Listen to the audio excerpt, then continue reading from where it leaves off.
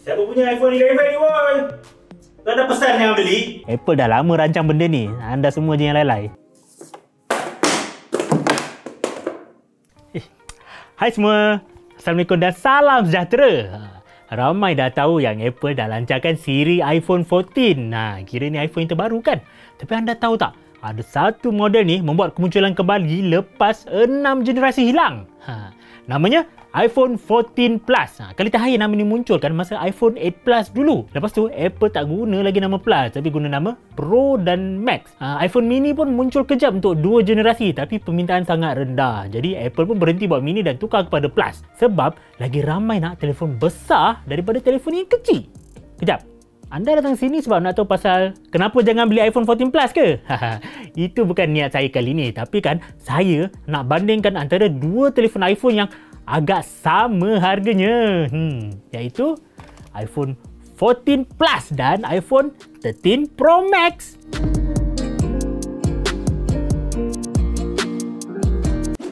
Sekejap. Sebelum anda teruskan menonton, saya nak tanya. Anda berkeinginan untuk terokai bidang teknologi dengan lebih mendalam? So yang cincang sekarang sedang mencari ahli pasukan yang baru. Seronok tau kerja dekat sini. Kita ada studio yang besar, lengkap dengan peralatan video. Parking kenderaan percuma. Dapat elong perjalanan juga tau. Hello. Dapat kopi percuma. Thank you, Sherry. Ish, macam-macam lagi lah. Berminat? Ketahui lebih lanjut melalui pautan di bawah. Teruskan menonton video daripada kami. Untuk iPhone 14 Plus, harganya dari RM4,699 untuk 128GB sampai RM6,199 dengan 512GB. iPhone 13 Pro Max sekarang ni berharga RM4,999 128GB dan RM6,399 512GB. Kalau ada promosi atau ada kupon voucher diskaun, mesti lagi murah kan? Beza harga kan dalam 200-300 ni kan menimbulkan keinginan saya untuk buat perbandingan. Berbaloi tak tambah 300 untuk Pro Max? Okey, kita tengok daripada spesifikasi dulu. Kedua-dua telefon ni kan guna chip yang sama.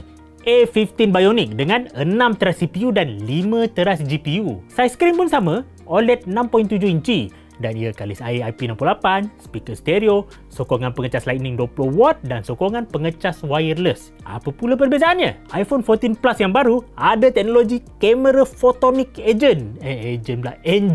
Katanya boleh ambil gambar lebih cerah. Kamera hadapan 12 megapiksel ditambah autofocus dan dia juga ada action mode untuk ambil gambar bergerak yang kurang bergegar. Paling utama, dia ada crash detection yang boleh panggil bantuan kalau berlaku kemalangan. iPhone 13 Pro Max tak ada perkara baru yang saya sebut di iPhone 14 Plus tadi, tapi kelebihannya yang ada macam skrin 120Hz dan tahap kecerahan lebih tinggi, badan keluli tahan karat, kamera telefoto, kamera makro, pengimbas LiDAR, sokongan rakaman video ProRes dan tangkapan gambar Pro RAW. Apple juga katakan hayat bateri 13 Pro Max ni panjang sikit daripada iPhone 14 Plus. Adakah ini benar-benar kelebihan untuk setiap satu ni?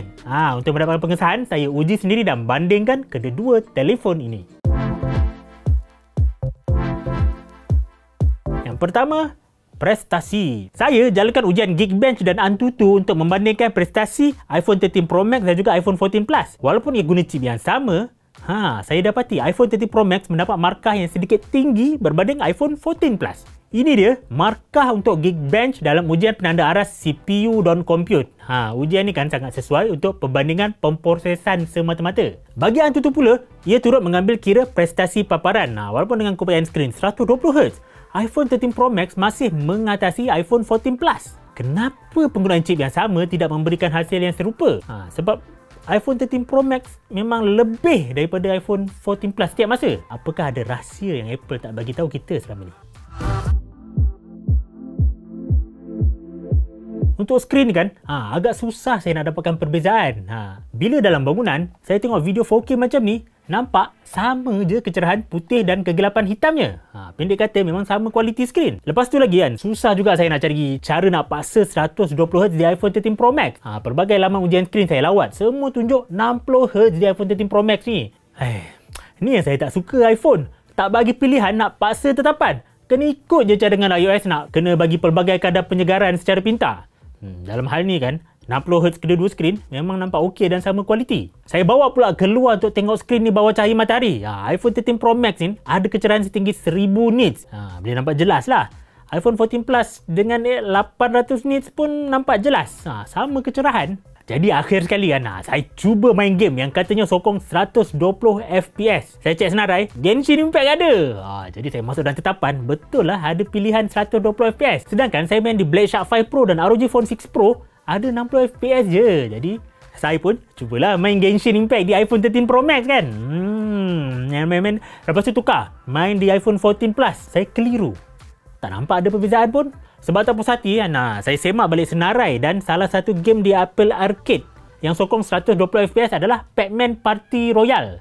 Saya dah pasang dan cek tetapan, tak ada pula tetapan grafik. Tapi tak apalah, saya pun cubalah main di iPhone 13 Pro Max. Habis satu pusingan, saya tukar pula main di iPhone 14 Plus. Lagi sekali, saya tak nampak ada perbezaan. Adakah mata saya bermasalah atau memang susah nak nampak beza 120Hz ni? Kalau beza daripada 30Hz dan 60Hz, memang ketara lah sangat lain dia. Lepas tak uji kecerahan dan FPS ni, saya rumuskanlah kedua-dua skrin di iPhone ni adalah sama dan serupa kualitinya. Mungkin kena ada mata yang lebih tajam nak bezakan 120Hz. Kamera ni yang benda paling penting nak kena bandingkan. Sebab kononnya ada iPhone 14 Plus ada lebih cerah daripada iPhone 13 Pro Max.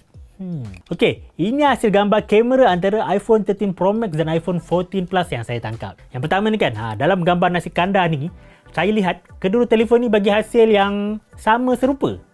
Warna putih nasi sama, kuning kari sama, hijau sayur sama dan merah ayam pun sama sekata. Ketajaman dan ketelitian pun tak ada beza. Kemudian saya keluarlah pula ambil gambar menara PNB 118 dari jauh. Okey, ni lain sikit. iPhone 14 Plus cenderung ke arah lebih cerah. Kalau anda bahagian daun tu kan, teliti tengok iPhone 14 Plus dapat dilihat lebih banyak daun dalam gelap dia. Sama juga apabila saya ambil gambar e-scooter Beam ni. Warna ungunya lebih cerah di iPhone 14 Plus berbanding iPhone 13 Pro Max. Kalau anda bandingkan dengan teliti lah. Seterusnya, ujian malam. Saya pergi ke Bambo Hills yang tular baru-baru ni untuk mengambil gambar air terjun berlampu dari jauh. Cuba tengok bangunan di sudut kiri tu kan. Lepas tu daun-daun dekat depan ni dan air terjun ni. Wah, saya nampak semua sama cerah dan sama tajam. Adakah Apple mewajibkan pemproses imej yang serupa untuk kedua-dua telefon? Okey, lepas tu saya pergi pula ke atas jambatan di Lebuh Raya Duke. Tangkapan kereta bergerak dan lampu bangunan adalah serupa untuk iPhone 13 Pro Max dan iPhone 14 Plus. Tapi, dalam gambar seterusnya kan, nampak iPhone 14 Plus pergi ke arah lebih cerah untuk langit gelap di belakang berbanding iPhone 13 Pro Max yang nampak lebih gelap sikit. Warna lumut di dinding juga lebih tajam di iPhone 13 Pro Max, tapi anda boleh lihat sikit bahagian bukit yang gelap di iPhone 14 Plus. iPhone 13 Pro Max ni tak nampak. Dan gambar tiang menara ni pula, iPhone 14 Plus pergi ke arah lebih kuning, tapi kedua-dua gambar menghasilkan ketajaman dan ketelitian yang sama. Anda boleh nampak kan, awan gelap dan bulan di belakangnya ada warna yang serupa cerah. Daun hijau di tepi pun nampak sama cerah dan gelap. Jadi julat dinamiknya sekata. Begitu juga kalau anda zoom di cermin bangunan, nampak sama kabur. Hasil yang serupa juga dilihat menggunakan lensa ultra lebar. Julat dinamik gelap dan cerah yang serupa dan tona warna pun sama. Apple sering dikatakan menghasilkan gambar swafoto dengan warna asli kulit. Dalam selfie saya ni, di bawah cahaya lampu malam, kedut kulit saya lebih jelas kelihatan di iPhone 14 Plus berbanding iPhone 13 Pro Max yang nampak kurang berkedut. Ini mungkin disebabkan oleh autofocus di kamera hadapannya. Kesimpulannya kan, saya boleh beri medal pemenang kepada iPhone 14 Plus kerana dia lebih cerah sikit di waktu malam dan selfie yang lebih tajam. Tapi perbezaan ni sebenarnya sangat kecil. Dari segi fizikal, iPhone 14 Plus dan iPhone 13 Pro Max ni sebenarnya sangat berat. Saya dah pegang banyak telefon Android dengan skrin 6.7 inci ke atas, tapi iPhone ni berat dia lain macam. Memang tak sedap nak pegang. Tapi kan kalau saya pegang sama dua-dua telefon ni kan, iPhone 13 Pro Max terasa lebih berat dan lagi tak selesa lah dipegang sebelah tangan. Dalam hal ni kan, saya boleh bagi iPhone 14 Plus menang lah sebab lebih ringan dan selesa sikit lah dipegang. Tapi kan, ada satu perkara yang saya suka di kedua-dua iPhone ni, iaitu kepanasannya.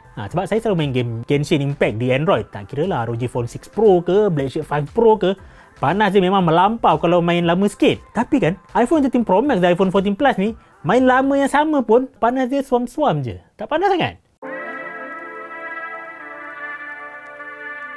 Jadi kan, Adakah berbaloi bayar RM200 ke RM300 lebih untuk iPhone 13 Pro Max berbanding iPhone 14 Plus? Kalau bagi saya, ya, memang sangat berbaloi. Kualiti kamera mungkin kalah sikit, tapi perbezaan dia sebenarnya tak ketara sangat. Malah iPhone 13 Pro Max ada kelebihan fungsi makro dan telefoto. Dari segi skrin kan, masa ujian saya ni tak ada beza. Kecerahan dan kualitinya sama, tapi kan mesti ada kelebihan untuk 120Hz dalam penggunaan lain nanti. Prestasi pun, ujian tanda aras kata iPhone 13 Pro Max menang sikit. Yang kurangnya kan, iPhone 14 Plus ni dia berat dan tak biasa pegang. Cuma iPhone 13 Pro Max ni lagilah berat. Ini sebab badannya guna keluli tahan karat yang lebih tahan lasak. Ditambah lagi kan, kalau ada promosi diskaun, mesti sangat jimat beli iPhone 13 Pro Max. Saya juga yakin. Sebab kedua-dua telefon ni guna chip yang sama iaitu A15 Bionic. Maka kemas kini iOS nanti mesti sama panjang. Kalau iPhone 14 Plus nanti kan dapat sampai iOS 20, mesti iPhone 13 Pro Max pun dapat juga iOS 20. Jadi anda tak perlu risaulah siapa yang lebih lama iOS-nya. Kesimpulannya kan, kalau saya ada bajet yang serupa untuk beli iPhone, saya akan pergi beli iPhone 13 Pro Max berbanding iPhone 14 Plus. Tapi kan anda kenalah cari kedai mana yang ada stok kan, sebab dah tak ada pengeluaran lagi. Kalau anda sependapat dengan saya, baik pergi cari dan pergi beli cepat. Bagaimana? Anda ada pendapat komen lain pasal perbandingan ni? Kongsikan dalam komen ya. Kita bincang lagi apa yang terbaik untuk semua. Kalau anda sukakan video ni, cepat-cepat tekan like dan pastikan anda dah subscribe saluran YouTube Soya Cincau BM. Ikuti kami juga di Facebook, Twitter, Instagram dan TikTok. Jangan lupa layari laman utama kami di alamat dm.soyacincau.com ya. Saya Najib, kita jumpa lagi dalam video seterusnya. Habis penguji iPhone. Saya nak guna balik lah Android. Susah betul lah hidup guna iPhone ni. Okay, bye. Assalamualaikum.